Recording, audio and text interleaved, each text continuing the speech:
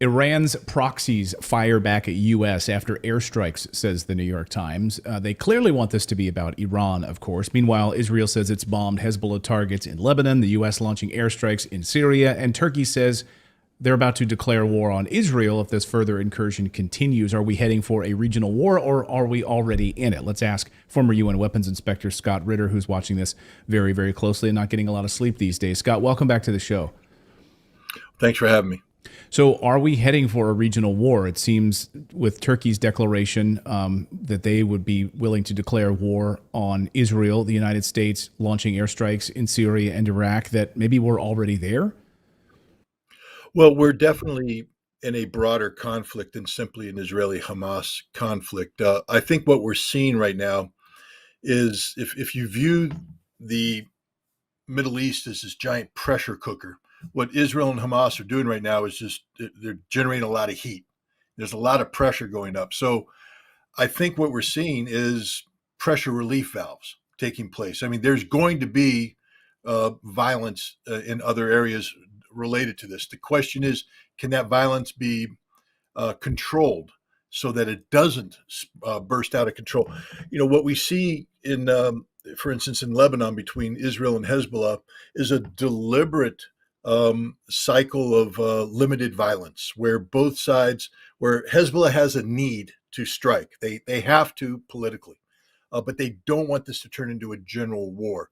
So Hezbollah strikes, Israel retaliates, but the Israeli retaliation is limited in scope. So you have this slow escalation. The same thing in what's taking place in Iraq and Syria. Uh, these militias are going to attack America. There's no doubt about it. The question now is, what is America going to do? If America overreacts, you have the danger of bringing in Iran. If America overreacts in Syria, you bring in Syria. So we're looking at basically conflicts designed to relieve pressure, but you can only do that so much. If Gaza continues to heat up and generate more pressure than the relief valves can release, then you're going to have a general war, and it's a very dangerous situation right now. Is Israel doing the right thing for themselves? I mean, in their brains, thinking about the protection of Israel. Is this basically leading to the destruction of Israel, I guess is what I'm asking, by this massive incursion into Gaza, whatever unfolds and is unfolding in the West Bank, the massive PR campaign that, of course, Israel has spent years really promoting, birthright, come back to Israel, move back to Israel, become a part of Israel, become part of, move to Tel Aviv. If you're Jewish, live in the United States, come here. This is where you belong. Have they really shot themselves in the foot with this, or is this going to really buoy spirits and people are going to start to want to really move back to Israel?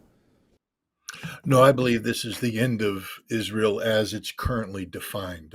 It was already ending. I mean, remember, before this conflict began, you had hundreds of thousands of Israelis in the streets protesting Benjamin Netanyahu's rewriting of basic law regarding the judiciary.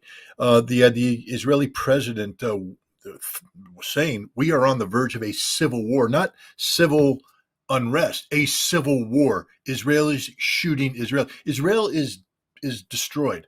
The what Israel defines itself as today, this right wing Zionist entity, is dead. It just it's kicking, it's thrashing, it's threatening to take down a lot of people with it, but it's over. It's finished. No matter what happens, Israel will never be the same, and it will not be as long as the current, as long as political Zionism exists. There will always be violence, and that violence will make Israel the least attractive place in the world for people to move to. I'm not saying that Israel, the nation state, is finished. I don't believe it should be finished. I do believe that there is a state called Israel, but it cannot be this political Zionist state that exists solely upon feeding on the blood, literally, of Palestinians. That is over, and it can't. The day of Israeli exceptionalism, likewise, is finished. If Israel is going to exist, and I believe it should exist, it needs to exist as an equal amongst equals. It can no longer be this literal Jewish supremacist state that dominates and intimidates others. That's And what Israel's doing right now in Gaza is just accelerating the process of that. But the danger is, if you accelerate too fast, you could create conditions that lead to not just the destruction of political Zionism, but of Israel itself. There is a real possibility for the physical destruction of Israel if they're not careful. I want to get your military perspective on the invasion over the weekend. Benjamin Netanyahu saying this is the second phase now of the Gaza incursion. The Cradle just released a leaked documents showing, if you go to the cradle.co, and they're pointing from the Israeli culture magazine Mekovet, published on October 28th, a leaked document issued by Israel's Ministry of Defense, Intelligence, recommending the occupation of Gaza and the total transfer of 2.3 million inhabitants into Egypt's Sinai Peninsula, pushing out all of these individuals into Egypt, basically. And now we're in the second phase of this invasion. Where do things stand with the military side of this, and what do you make of this move into Egypt? Well, first of all, the move into Egypt, I believe, is a non-starter. I think that's an act of war. Egypt would view it as an act of war. And, you know, Hamas doesn't have any tanks. Egypt has hundreds of them, modern tanks. And they have two divisions that are being brought up to combat readiness on the Sinai. If Israel really does want to commit suicide, this is one really good way to do it, because if Egypt sends 600 tanks into the Negev, Israel's got no response. And if Israel has to shift forces to respond to that, for instance, from the Northern Command, Hezbollah has a free ride straight into Haifa.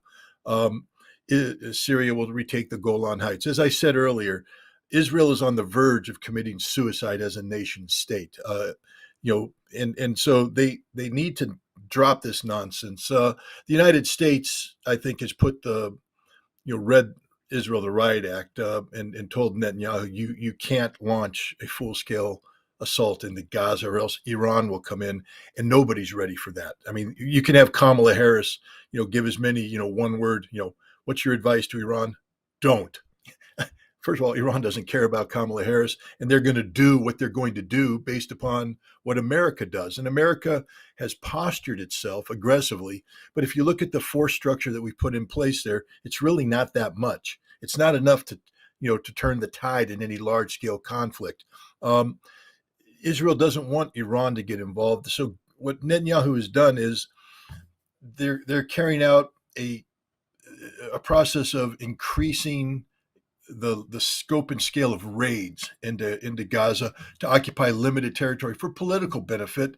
At some point in time, the realization will come that Israel cannot defeat Hamas, and there will be a political settlement. I think what Netanyahu is trying to do is say, we destroyed the bulk of Hamas's military capability, as opposed to completely eradicating.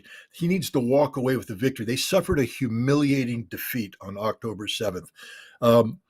Everybody's talking about this being a massacre. No, it was the total annihilation of Israel's front line of defense. The Golani Brigade, 2 battalions, got beat in a stand-up fight against Hamas. That's the reality. And it's humiliating. Their intelligence service was asleep. This is the end of Netanyahu's political career. He will not recover from this. When this war ends, and it will end, there will be an accounting domestically for Israel, if it still exists. And Netanyahu and the senior command will all be relieved of their duties because of the incompetence, some of which may be criminal in nature. Well, you heard it here.